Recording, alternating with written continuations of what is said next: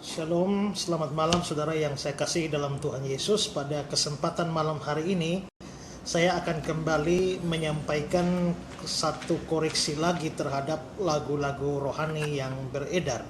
Beberapa waktu yang lalu saya sudah menyampaikan koreksi terhadap lagu Jadikan Kami Satu. Dan di situ saya katakan juga bahwa bukan cuma lagu itu, ada banyak lagu rohani populer yang kelihatannya atau musiknya terasa enak, tapi sebenarnya kata-katanya itu salah secara teologis atau menyimpang dari kebenaran yang diajarkan di dalam firman Tuhan atau dalam kitab suci kita.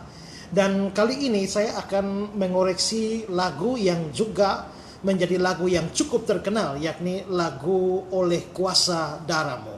Nah, lagu ini cukup terkenal.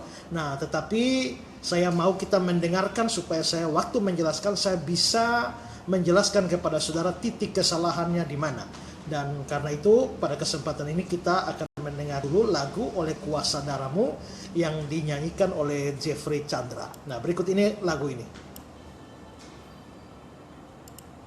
Aku masuk ke hadirat-Mu, bawa persembahan ke tempat kudus-Mu. Pujian ku naikkan, sembah ku berikan bagi-Mu Allah yang mulia. Kau layakkan ku menghampiri-Mu, melihat tata kemuliaan-Mu Tuhan. Pujian ku naikkan, sembah ku berikan bagi-Mu Allah yang mulia. Oleh kuasa Darah-Mu, Kau telah tebus dosaku. Kekudusan-Mu melingkupiku. Kasih-Mu mengalir, memulihkan hidupku.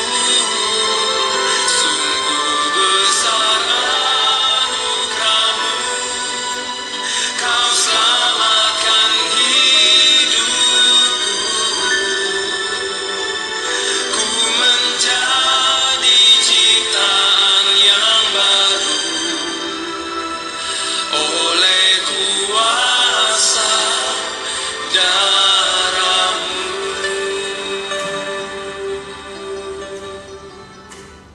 Ya, itu penggalan lagu ini. Lagu ini saya lihat dari awal itu bagus, tetapi yang menjadi persoalan itu adalah pada kalimat terakhir yang berbunyi, ku menjadi ciptaan yang baru oleh kuasa Darah-Mu.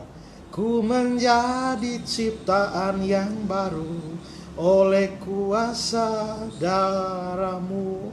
Kelihatannya lagu ini mau menekankan efek atau manfaat dari kuasa darah Yesus, dan lalu mengaitkan kuasa darah Yesus ini dengan ciptaan yang baru. Kita menjadi ciptaan yang baru. Ku menjadi ciptaan yang baru oleh kuasa Darah-Mu.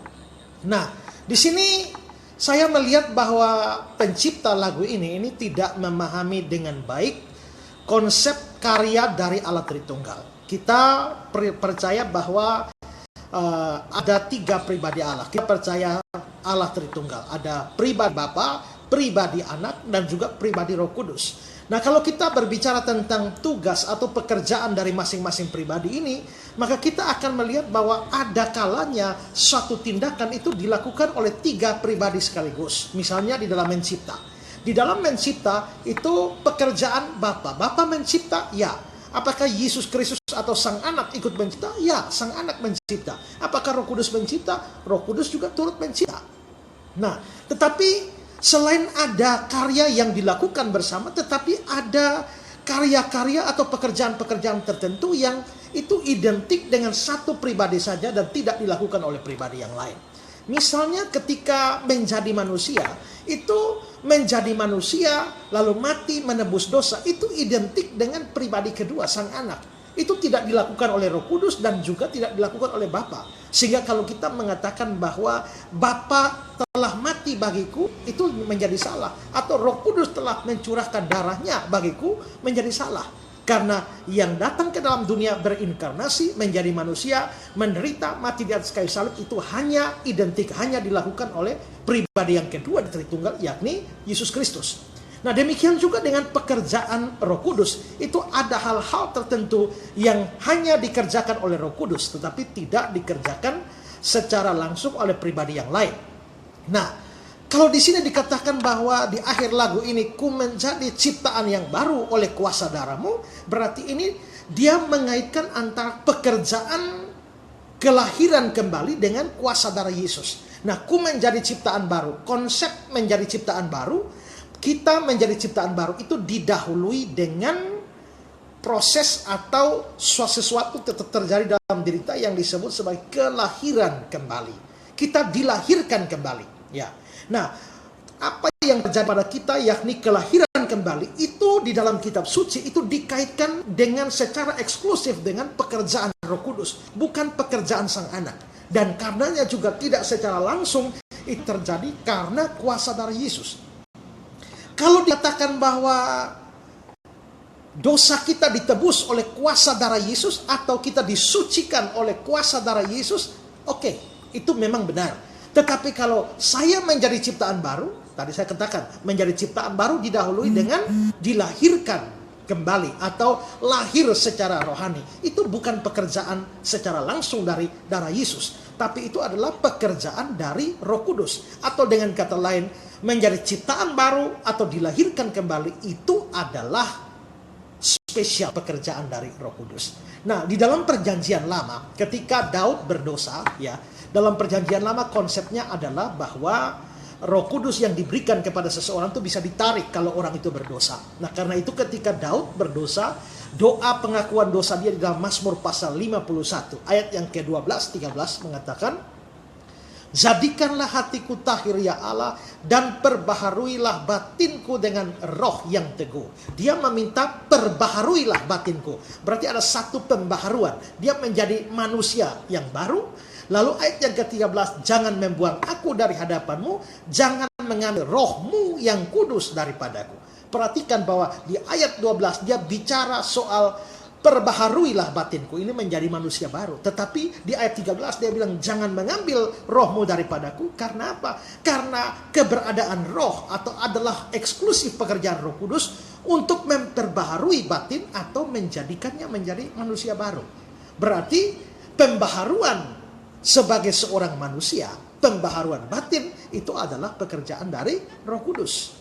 Nah, konsep ini semakin jelas di dalam perjanjian baru ketika Tuhan Yesus bercakap-cakap dengan Nikodemus di dalam Injil Yohanes pasal 3. Di sana Yesus katakan, saya baca Yohanes pasal 3 ayat 3 sampai ayat 8. Yesus menjawab katanya, aku berkata kepadamu sesungguhnya jika seseorang tidak dilahirkan kembali. Ini bisa dilahirkan kembali.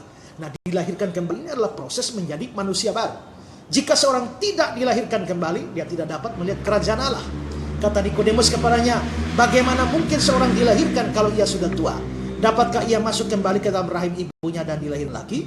Jawab Yesus, aku berkata kepadamu, sesungguhnya jika seseorang tidak dilahirkan dari air dan roh, tak usah persoalkan air di situ ya, itu ada maknanya sendiri. Tapi dilahirkan dari roh, ia tidak dapat masuk ke dalam kerajaan Allah. Berarti ketika Yesus bicara dilahirkan kembali, itu dilahirkannya dari apa? Dari roh. Berarti Roh Kudus yang bisa menyebabkan terjadinya peristiwa kelahiran kembali.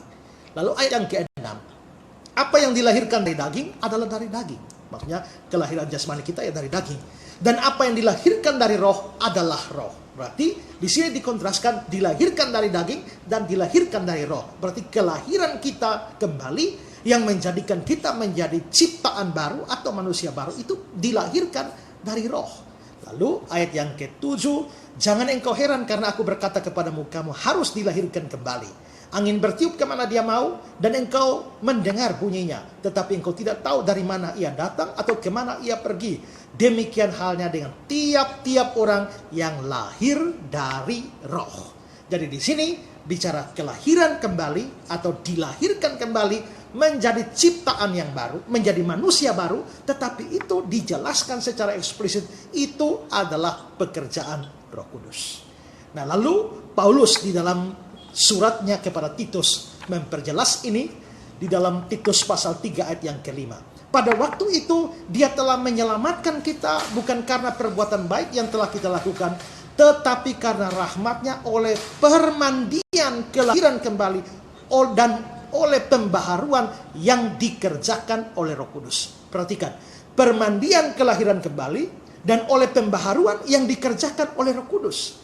Nah, dari ayat-ayat yang saya sudah berikan ini jelas bahwa kelahiran kembali yang menyebabkan kita menjadi manusia baru di dalam Kristus atau membuat kita ciptaan baru itu adalah pekerjaan Roh Kudus. Secara eksklusif itu dikaitkan dengan Roh Kudus sehingga itu dianggap sebagai karya Roh Kudus.